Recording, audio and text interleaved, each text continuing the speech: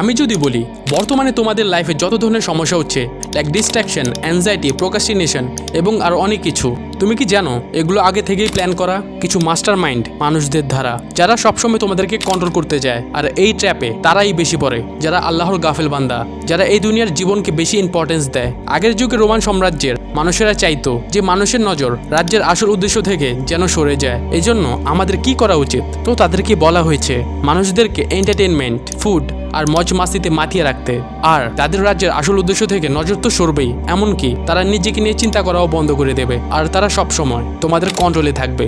আর এখন এমনটাই হচ্ছে তোমাদের সাথে। আর যদি তুমি এগুলো থেকে মুক্তি পেতে চাও, নিজের জীবনকে নিজের মতো করে কন্ট্রোল করতে চাও, তো সেটার জন্য তোমার সর্বপ্রথম একটা অ্যাবিলিটি থাকা উচিত। তোমার আশেপাশে যত ডিস্ট্রাকশন আছে সেগুলোকে একটা লাথি মারো আর নিজের ড্রিম নিয়ে কাজ করা শুরু করে দাও। এবং তোমাদের কাছে একটা প্লাস পয়েন্টও আছে নিজেকে পরিবর্তন করার, কারণ সামনে আসছে রমজান মাস।